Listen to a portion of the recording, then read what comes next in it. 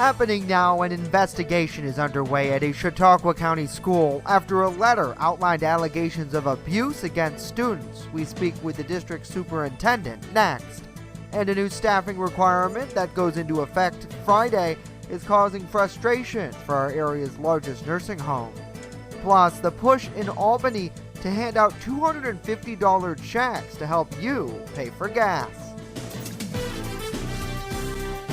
Live and on demand, this is WNY News Now.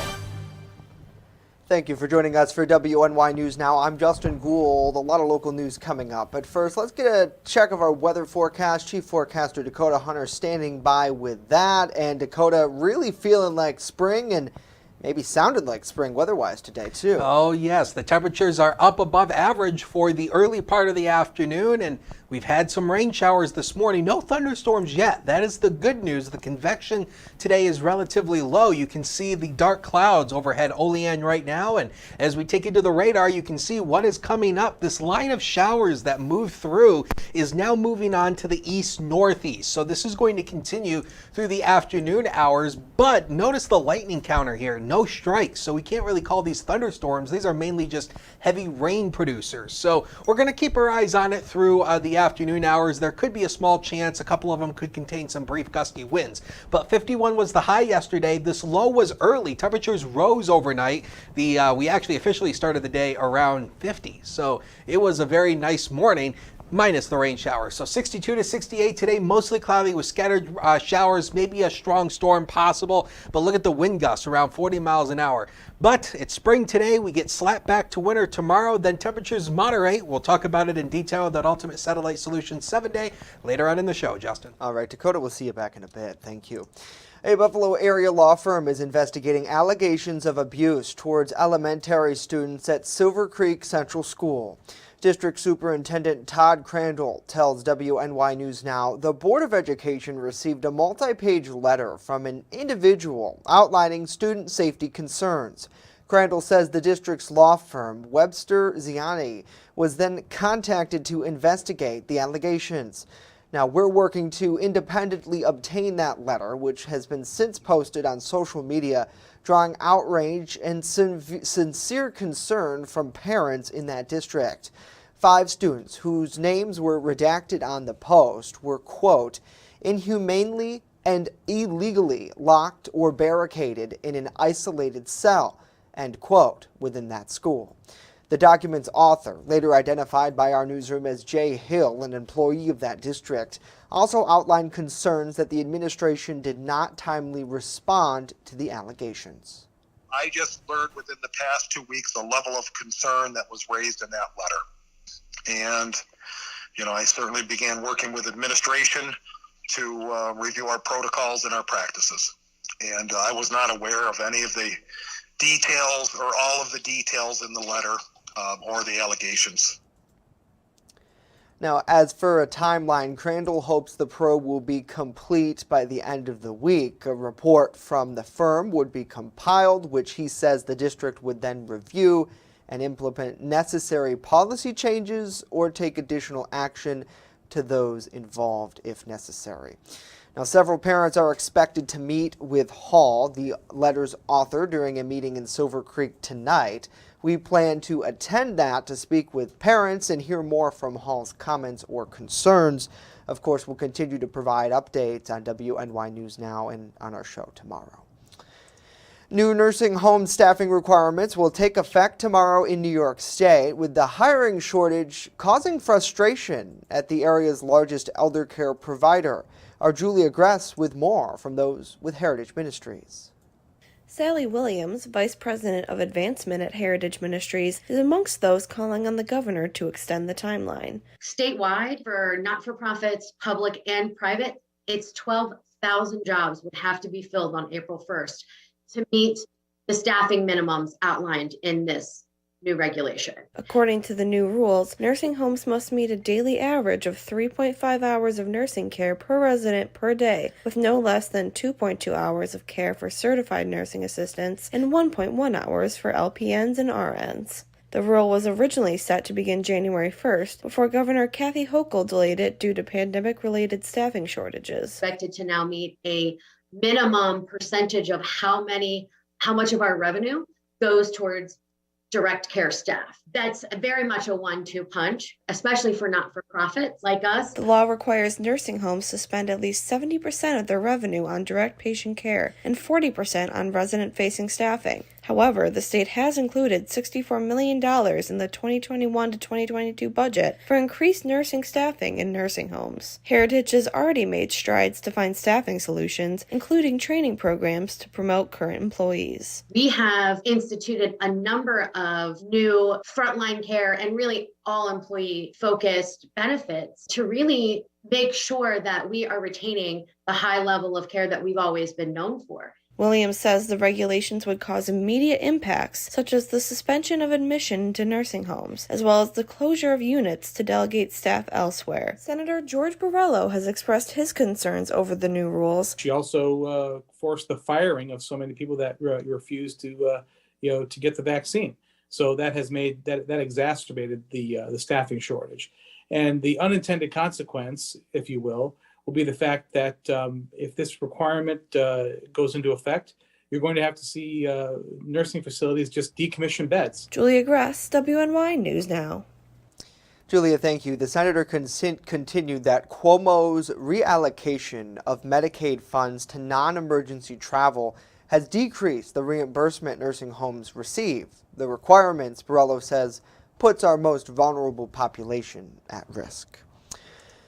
And a New York State senator's proposed bill that would give all current New York residents with a registered vehicle a $250 check to help defray the costs of rising gasoline prices. That money would go through the New York State's Energy Research and Development Authority. The proposal comes with the New York's next Senate budget, which is due Friday. No word on chances of that getting approved in time. And construction on Interstate 90 from the NYPA line to Westfield is now underway here in Chautauqua County. The New York State Thruway Authority announced the news on Wednesday that the 19.5-mile pavement rehabilitation project has resumed. The work first started in July of last year, taking place on a 13-mile stretch there. That project includes full pavement reconstruction and the eastbound lanes and associated ramps of each exit. Additional work includes safety improvements like reflective line stripping for enhanced safety, extensive guide rail replacement, drainage improvements, and even some signage. Oak Grove Construction of Elma, New York is the contractor for that project. The work expected to be complete this summer. As WNY News Now continues, the latest from our rep in Washington as he's pushing to protect local farms by holding our neighbor to the north accountable for breaking a deal.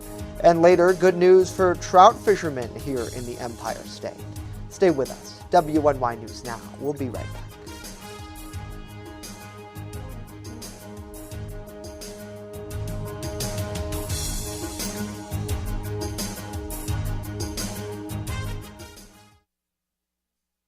With coverage that matters. This is WNY News Now.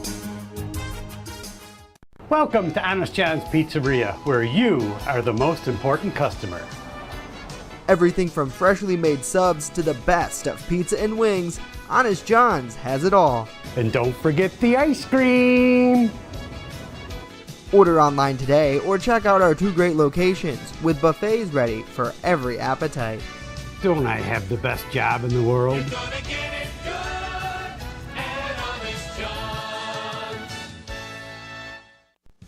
Celebrate the end of school and say hello to summer with a day of fun activities for children in the Jamestown area, hosted by Collaborative Children's Solutions and the City of Jamestown. The first part of the day happens at Northwest Arena, where both kids and parents alike can learn about activities available to youth. Later in the evening, finish out the night at the Tarp Skunk baseball game, along with a fireworks show at Russell Dietrich Jr. Park. Stop on down on Friday, June 24th, as we celebrate the end of school and say hello to summer. Home fires occur most often in winter. Keep anything that can catch fire at least 3 feet from heating equipment. And never use an oven to heat your home. Stay in the kitchen when frying, grilling, or broiling food. Turn space heaters off when you leave the room or go to bed. Make sure all vents are clear of snow and ice to allow carbon monoxide to vent outside. Have your furnace, heating system, and chimneys serviced each year by a qualified professional. Learn more at www.usfa.fema.gov. Brought to you by the Chautauqua Safety Village and the Jamestown Fire Department. EagleZip.com is your local one-stop shop for all of your home and business computer needs. Located on Fluvan Avenue Extension, just outside of Jamestown, EagleZip.com sells and services all brands of desktops and laptops, as well as servers and network equipment for your business. All new computer sales include transferring your data from your old computer plus a 2-year warranty. Call EagleZip.com today. Stop by EagleZip.com today and let us make computers easy for you. You're watching WNY News Now, where coverage comes first. Congressman Tom Reed is pushing to hold Canada accountable for violating the U.S.-Mexico-Canada trade agreement. In January, a panel agreed with the U.S. that Canada is breaching its comments by reversing most of the in-quota quantity in its dairy Taft rate quotas for the exclusive use of their processors. Earlier in the month, Canada announced changes to the dairy tariff rate quota that have been regarded by many as inadequate and continued lack to adhere to the intent and spirit of the dairy provider. The congressman says this hurts New York dairy farmers, which is why Reed wants to ensure that they are on an even playing field and that the Canadian market is open to their products. Enough is enough. That when we enter into trade agreements, they're not just a piece of paper, that there is obligations that come with that agreement, and you can't play games with it. Reed took part in a Ways and Means Committee hearing, expressing his concerns directly with the U.S. Trade Representative. Well, trout fishing season kicks off tomorrow across New York State. The State Department of Environmental Conservation began stocking fish in early March, with wildlife experts managing the waterways through June. For decades, April 1st was the traditional opening day of trout fishing season locally. This year, the date marks the opening of the harvest season for trout. That's because a year-round fishing was available for most streams from October to March, using artificial lures only and catch and release. Over 1.8 million catchable brown, rainbow, and brook trout will be stocked in ponds and streams across the state this spring. A full list of stocking locations in Chautauqua and Cattaraugus counties posted on the DEC's website. We have a link to that at ours at WNYNewsNow.com. Well, debate over how Pennsylvania should spend the remaining American Rescue Plan dollars has been going on for months now.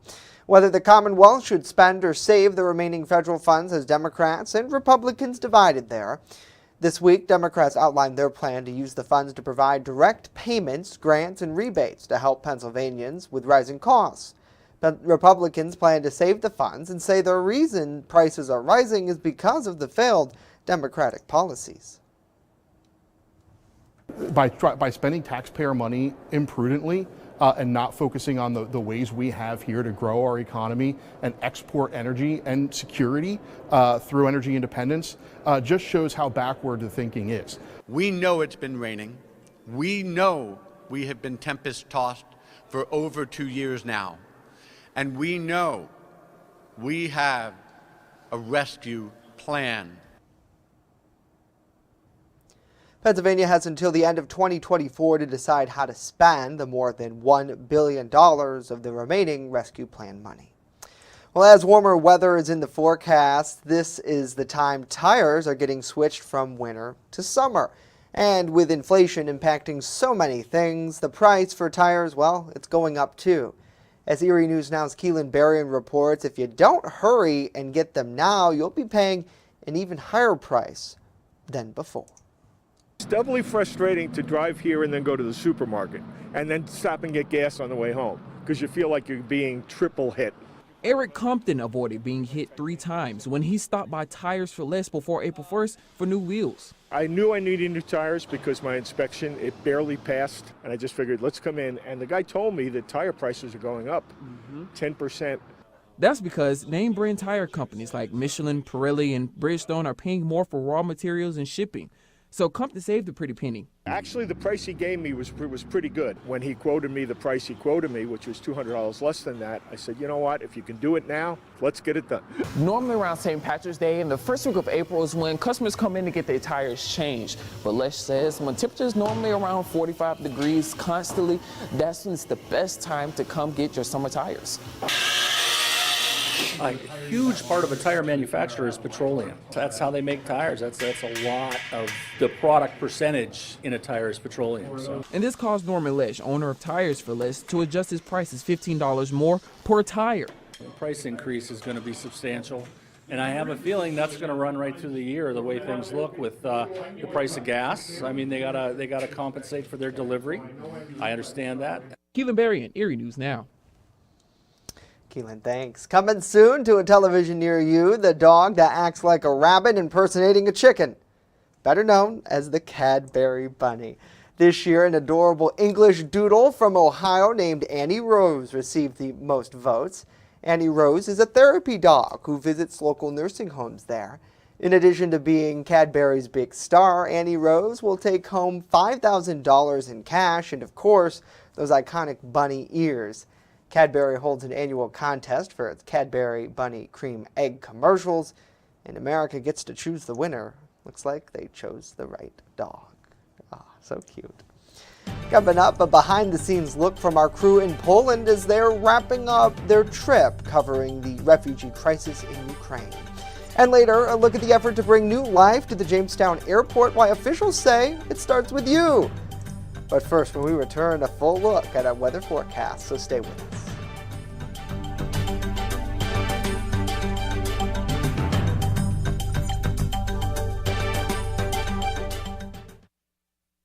You're watching WNY News Now, your source for breaking news. I'm a survivor. I'm a survivor. I'm a survivor. Testicular cancer is the leading form of cancer in men aged 15 to 35. 1 in 250 men will be diagnosed with testicular cancer. But 98% will survive if detected early. As a survivor, I believe early detection is the key.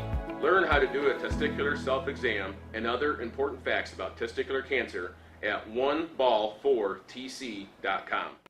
I know what you're thinking. I need a job. I need a new career. Well, I've been there. I've been there. I've been there. I wasn't happy with what I was doing. After high school, I didn't have a plan. I just wanted to start working. I got laid off twice, but you gotta keep going. You just need the right skills. Find an apprenticeship. I found a 2-year IT program. I found a medical course online. I'm now a consultant in the tech space. You have more options than you think. You can do this. You will find something. You will find something new. With coverage that matters, this is WNY News Now. Fast, accurate, and everyday. First Defense Weather.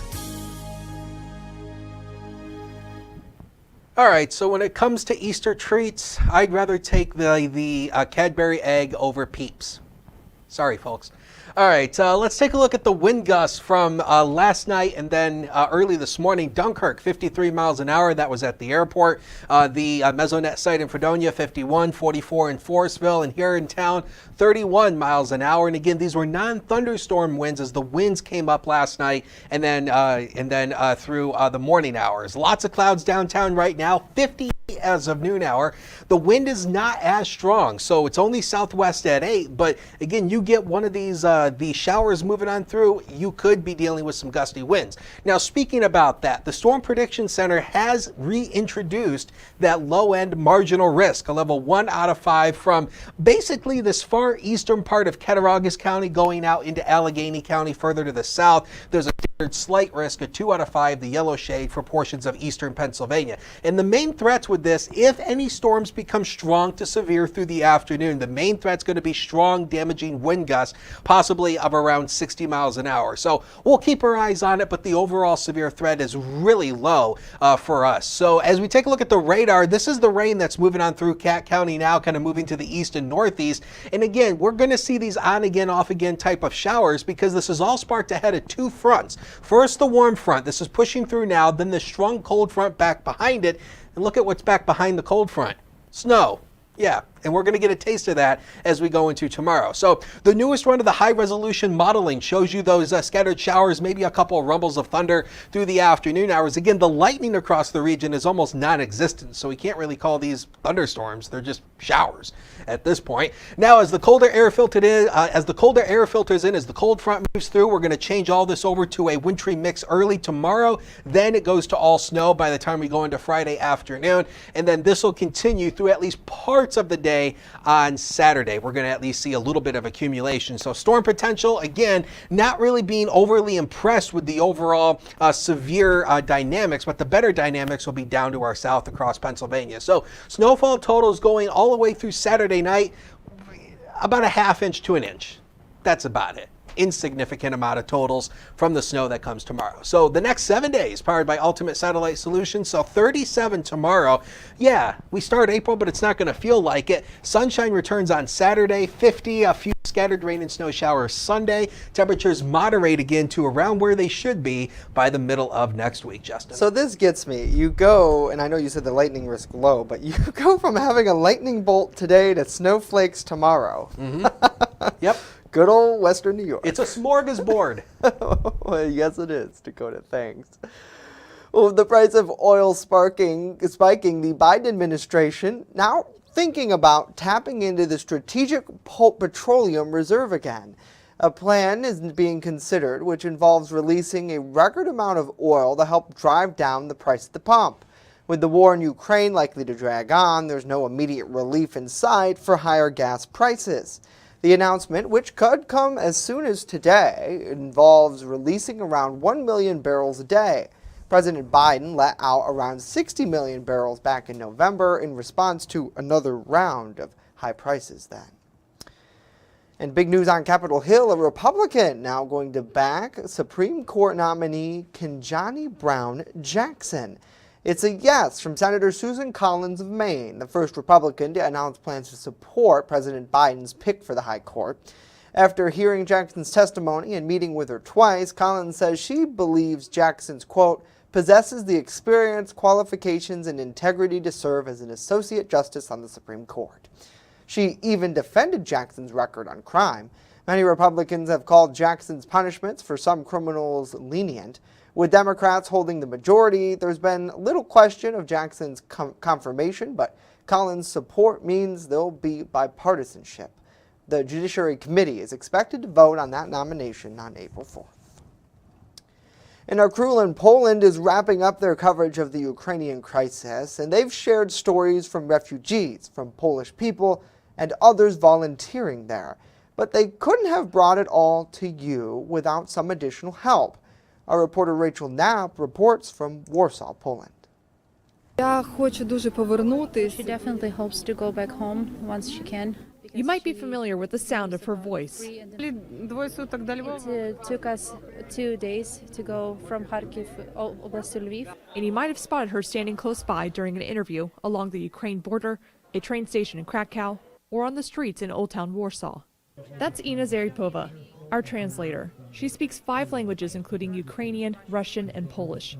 The Erie-based company Logistics Plus put us in contact with her to help us with our coverage in Poland, patiently listening to our questions, relaying them to the refugees, and translating on the spot their message back to us. Just like with our crew covering the refugee crisis, she hasn't worked on a project of this magnitude before. I was definitely nervous about it, just to make sure that I translate everything, and then that you have the material to work with, and then so you could share the stories of people as accurate as possible. It's translators like Ina that help us and other journalists make sure information about what's happening in Ukraine is shared around the world.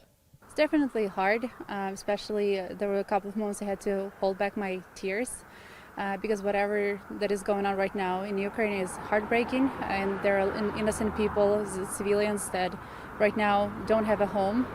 But at the same time, I feel like how important it is to share their stories and just to show to the world that this war was unprovoked, and people don't deserve whatever that they got from Russia.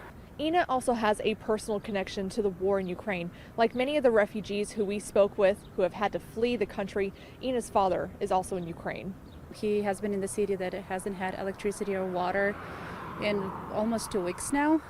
We're very lucky that he was able to charge his phone either like from solar panels or whatever he could find, so at least I could have a text from him that he's okay. For his safety, she didn't want us to share which city her dad is in. If you leave for the moment when you receive text or even like a brief call from your dad saying that he's alive and he has water, that's hasn't been easy. With the stories of Ukrainian refugees Ines has helped us share, she hopes sharing her own family's experience will help people understand the devastation this war has brought and help continue the international support for Ukraine. I just really hope this whole nightmare will be gone soon so people can go back home and live their lives. Rachel Knapp reporting. With coverage that matters, this is WNY News Now. How prepared is your family if a hurricane shows up at your doorstep, or a flood, or a blizzard? You can't just turn away a natural disaster.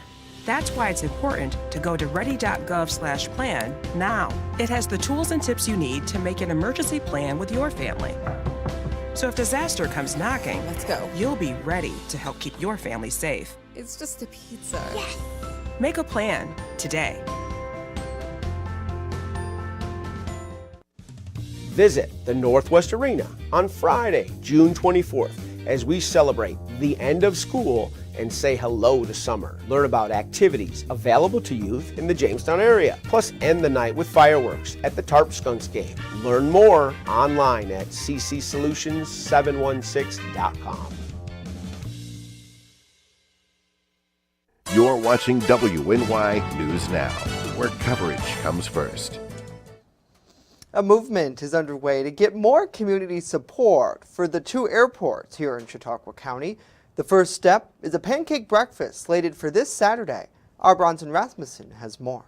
The day is meant for the public to learn more about the Chautauqua County airports and to mingle with business owners, as well as a new airport manager, Shannon Barnhart. We need to do better at letting the public know what's going on out here. I think that they don't realize that some people don't even know we have an airport, and some people don't know what's going on. Barnhart says community support is vital to keep the Jamestown and Dunkirk airports going. I wish I could get people in here tomorrow, but I think the start, get the pancake breakfast going, have people up here again. Airports do not have commercial flights just yet.